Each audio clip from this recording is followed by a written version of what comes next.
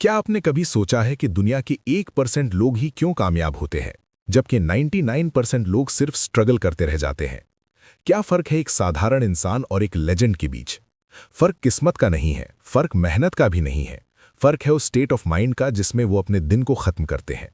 रात का वो वक्त जब आप सोने वाले होते हैं, वो सिर्फ सोने के लिए नहीं होता, वो यूनिवर्स के सबसे बड़े खजाने को अनलॉक करने का समय होता है। आज जो मैं आपको बताने जा रहा हूं, वो आपकी जिंदगी का सबसे बड़ा टर्निंग पॉइंट साबित हो सकता है। ये कोई साधारण मोटिवेशन नहीं है, ये वो एंशिएंट साइंस है जिसे हमारे वेदों में और उपनिषदों में छुपा कर रखा गया था, ताकि इसका गलत इस्तेमाल न हो सके। लेकिन उससे पहले मैं चाहता हूं कि आप एक सिचुएशन को इमेजिन करें। उस इंसान के बारे में सोचिए जिसने अपना सब कुछ दांव पर लगा दिया, जिसने दिन रात एक कर दी अपने सपने के लिए, पसीना बहाया, रातों की नींद हराम की, लेकिन अंत में हाथ क्या लगा?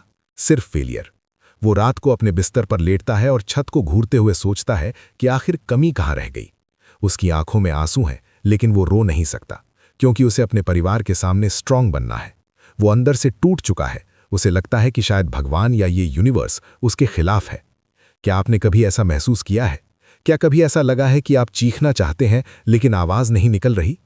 अगर आपने अपनी जिंदगी में एक बार भी इस हेल्पलेसनेस को, इस दर्द को महसूस किया है, तो अभी इसी वक्त कमेंट बॉक्स में जाकर टाइप करें आई फील इट, क्योंकि आज का ये सेशन सिर्फ उन्हीं लोगों के लिए है जो इस दर्द को अपनी सबसे बड़ी ताकत में बदलना चाहते हैं। मैं चाहता हूं कि आप अभी कमेंट करें ताकि आप यूनिवर्स को ये सिग्नल दे सकें कि आप अब बदलने के लिए तैयार हैं। आज हम जिस तकनीक के बारे में बात करने जा रहे हैं, उसे मॉडर्न न्यूरोसाइंस में स्लीप प्रोग्रामिंग कहा जाता है, और हमारी प्राचीन संस्कृति में इसे योग निद्रा और स्वप्न साधना का नाम दिया गया है। ये वो गुप्त ज्ञान है जिसे थॉमस एडिसन जैसे महान साइंटिस्ट्स इस्तेमाल करते थे अपनी इन्वेंशन के लिए, और जिसे एंशिएंट इजिप्शियंस अपनी सिविलाइजेशन को एडवांस बनाने के लिए यूज करते थे। लेकिन आज के दौर में हम इसे भूल चुके हैं। हम सोने से पहले अपने फोन में दुनिया भर का कचरा देखते हैं, नेगेटिव न्यूज़ देखते हैं और उसी नेगेटिव वाइब्रेशन के साथ सो जाते हैं। फिर हम शिकायत करते हैं कि हमारी लाइफ में कुछ अच्छा क्यों नहीं हो रहा। याद रखिए, सोने से पहले के वो 2 मिनट आपकी पूरी जिंदगी को कंट्रोल करते हैं। अगर आपने इन 2 मिनटों को काबू करना सीख लिया, तो दुनिया की कोई भी ताकत आपको सफल होने से नहीं रोक सकती। हमारे शास्त्रों में कहा गया है कि जो ब्रह्मांड में है वही पिंड यानी शरीर में है। जब आप सोने जाते हैं तो आप सिर्फ अपनी आंखें बंद नहीं कर रहे होते, आप एक डायमेंशन से दूसरे डायमेंशन में जा रहे होते हैं। ये वो समय होता है जब आपका कॉन्शियस माइंड यानी आपका लॉजिकल दिमाग सो रहा होता है, और आपका सबकॉन्शियस माइंड यानी अवचेतन मन पूरी तरह से जाग जाता है। ये वही समय है जब आप अपने दिमाग को जो भी कमांड देंगे, वो उसे एक आदेश मानकर पूरा करने में लग जाएगा। मॉडर्न न्यूरोसाइंस ने ये साबित कर दिया है कि जब आप जाग रहे होते हैं तो आपका दिमाग बीटा स्टेट में होता है, जहां आप लॉजिक और डर से घिरे रहते हैं। लेकिन सोने से ठीक पहले जब आपकी पलकें भारी होने लगती हैं, तब आपका दिमाग अल्फा स्टेट और फिर थीटा स्टेट में एंटर करता है। साइंटिस्ट्स इसे हिप्नोगॉजिक स्टेट कहते हैं। ये वही स्टेट है जहां आपके कॉन्शियस और सबकॉन्शियस माइंड के बीच का पर्दा सबसे कमजोर होता है। हिस्ट्री गवाह है कि थॉमस एडिसन और एल्बर्ट आइंस्टाइन जैसे जीनियस अपनी मुश्किल से मुश्किल प्रॉब्लम्स का हल इसी स्टेट में खोजते थे। एडिसन अक्सर अपने हाथ में लोहे की बॉल लेकर कुर्सी पर झपकी लेते थे, ताकि जैसे ही वो गहरी नींद में जाने लगे, बॉल गिरे और वो जाग जाए। वो ऐसा इसलिए करते थे क्योंकि उस आधी नींद और आधी जागृति की अवस्था में उन्हें वो आइडियाज मिलते थे जो उनका लॉजिकल दिमाग कभी सोच ही नहीं सकता था। लेकिन हमारे ऋषियों ने इसे हजारों साल पहले ही डिकोड कर लिया था। मांडुक्य उपनिषद में चेतना की 4 अवस्थाओं का वर्णन है: जागृत, स्वप्न, सुषुप्ति और तुरीय। आज दुनिया जिसे लॉ ऑफ अट्रैक्शन या सबकॉन्शियस प्रोग्रामिंग कहती है, वो असल में हमारे वेदों का संकल्प विज्ञान है। ऋग्वेद में कहा गया है कि ये ब्रह्मांड वाइब्रेशन से बना है, और आपका विचार भी एक वाइब्रेशन है। जब आप सोने से पहले किसी विचार को होल्ड करते हैं, तो आप उसे सीधे कॉस्मिक इंटेलिजेंस यानी ब्रह्मांडीय चेतना को सौंप रहे होते हैं। ये ठीक वैसे ही है जैसे आप गूगल पर कुछ सर्च करते हैं और एंटर दबाते हैं। एंटर दबाने के बाद आप टेंशन नहीं लेते कि रिजल्ट आएगा या नहीं। आपको पता होता है कि सर्वर अपना काम करेगा। ठीक वैसे ही सोने से पहले के ये 2 मिनट आपके दिमाग का एंटर बटन है। प्राचीन मिस्र यानी एंशिएंट इजिप्ट में भी स्लीप टेम्पल्स हुआ करते थे, जहां लोग अपनी बीमारियों और समस्याओं का इलाज ढूंढने के लिए एक खास तरीके से सोने जाते थे। वो मानते थे कि नींद के दौरान आत्मा देवताओं से बात करती है। ग्रीक फिलॉसफी में भी इंक्यूबेशन की एक तकनीक थी, जहां लोग जवाब पाने के लिए मंदिरों में सोते थे।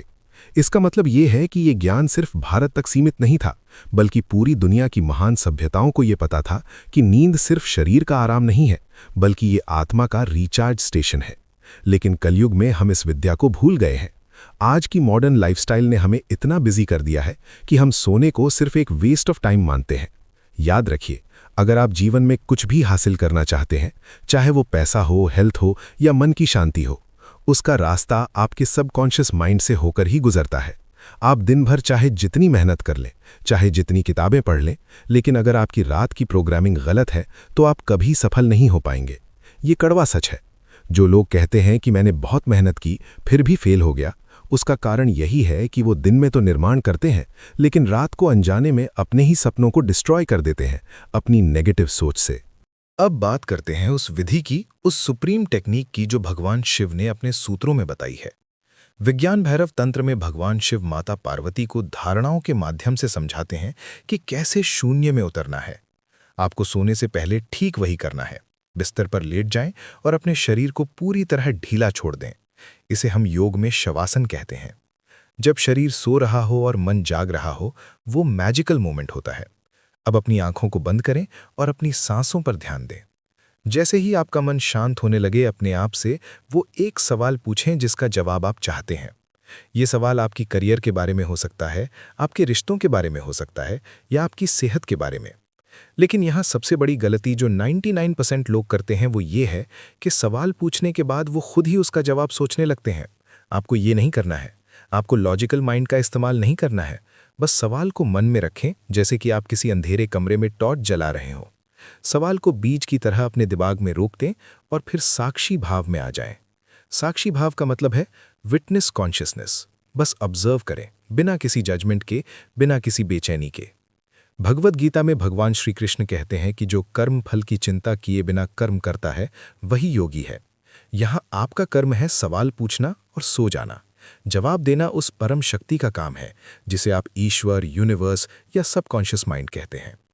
जब आप सवाल पूछकर शांत हो जाते हैं तो आपका दिमाग उस सवाल को एक पहेली की तरह नहीं, बल्कि एक कमांड की तरह लेता है। साइकोलॉजी में एक टर्म है ज़ाइगर्निक इफेक्ट, जिसका मतलब है कि हमारा दिमाग अधूरी चीज़ों को याद रखता है।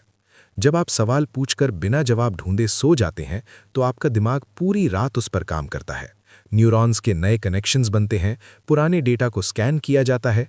आपका सबकॉन्शियस माइंड आपकी पुरानी यादों, आपके अनुभवों और उस यूनिवर्सल नॉलेज बैंक से कनेक्ट करता है जहां दुनिया के हर सवाल का जवाब मौजूद है। वेदों में इसे हिरण्यगर्भ कहा गया है, वो सुनहरा गर्भ जहां से सब कुछ उत्पन्न होता है। ये प्रोसेस इतना पावरफुल है कि कई बार आपको सपने में ही जवाब मिल जाएगा, या फिर अगले दिन सुबह उठते ही आपके दिमाग में एक अचानक आइडिया आएगा जिसे हम एपिफेनी कहते हैं। कई बार ऐसा होगा कि आप किसी से बात कर रहे होंगे और अचानक उसके मुंह से आपको अपना जवाब मिल जाएगा। ये कोई चमत्कार नहीं है, ये क्वांटम फिजिक्स है। जब आप एक फ्रीक्वेंसी सेट करके सोते हैं तो ये यूनिवर्स उसी फ्रीक्वेंसी की चीज़ों को आपकी तरफ खींचना शुरू कर देता है।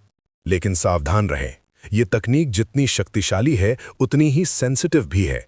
अगर आप डाउट के साथ या डर के साथ सवाल पूछेंगे तो ये काम नहीं करेगा। उपनिषदों में कहा गया है, भावो ही विद्यते देवः, यानी भावना में ही देवता का वास है। अगर आपकी फीलिंग में डाउट है तो आप यूनिवर्स को कंफ्यूज्ड सिग्नल भेज रहे हैं। आपको ऐसे पूछना है जैसे एक छोटा बच्चा अपनी माँ से पूछता है। उसे पूरा भरोसा होता है कि माँ उसे जो भी देगी वो उसके लिए सही होगा। इस भरोसे को ही श्रद्धा कहा गया है। मॉडर्न स्टडीज बताती हैं कि सोने से पहले का जो इमोशन होता है वो पूरी रात हमारे नर्वस सिस्टम में लूप करता रहता है। अगर आप चिंता में सोएंगे तो आप 8 घंटे की चिंता की प्रैक्टिस कर रहे हैं, और अगर आप समाधान की उम्मीद में सोएंगे तो आप 8 घंटे सफलता की प्रैक्टिस कर रहे हैं। चॉइस आपकी है। स्वामी विवेकानंद कहते थे कि हर आत्मा में परमात्मा बनने की क्षमता है। वो क्षमता इसी अवचेतन मन में छुपी है। जब आप इस तकनीक को हर रात करना शुरू करेंगे तो पहले कुछ दिन आपको शायद अजीब लगे, हो सकता है आपका मन भटके, लेकिन इसे छोड़ना मत। हमारे शास्त्रों में अभ्यास और वैराग्य को मन को काबू करने का एकमात्र रास्ता बताया गया है। आपको ये समझना होगा कि आप सिर्फ हार्ड मांस का पुतला नहीं है, आप अनंत ऊर्जा का स्रोत है। सोहम अस्मि, वो मैं ही हूँ। ये ज्ञान जो आज मैंने आपको दिया है, ये कोई साधारण मोटिवेशनल स्पीच नहीं है। ये वो चाबी है जिससे आप अपनी किस्मत का ताला खोल सकते हैं। बड़े से बड़े एम्पायर इसी विजन से बने हैं, महान आविष्कार इसी शांति में हुए हैं। आज रात जब आप बिस्तर पर जाएं तो फोन को दूर रख दें, दुनिया के शोर को म्यूट कर दें और अपने भीतर के उस सन्नाटे को सुनें।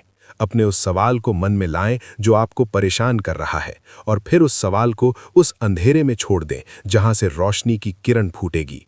विश्वास मानिए, आपका दिमाग एक सुपर कंप्यूटर है जिसे बस सही प्रोग्रामिंग की जरूरत है। सोने से पहले के ये 2 मिनट आपकी डेस्टिनी बदल सकते हैं। ये सिर्फ एक आदत नहीं है, ये एक साधना है, एक तपस्या है, और इसका फल आपको जरूर मिलेगा। ये ब्रह्मांड का कानून है और ब्रह्मांड कभी अपने कानून नहीं तोड़ता।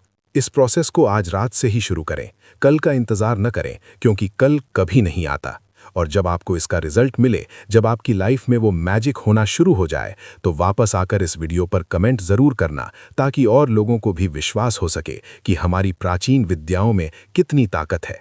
याद रखिए, आप अकेले नहीं हैं, वो परम शक्ति हर पल, हर सांस के साथ आपके भीतर काम कर रही है।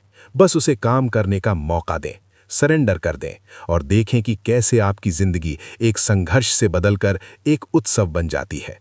जय हिंद, जय भारत।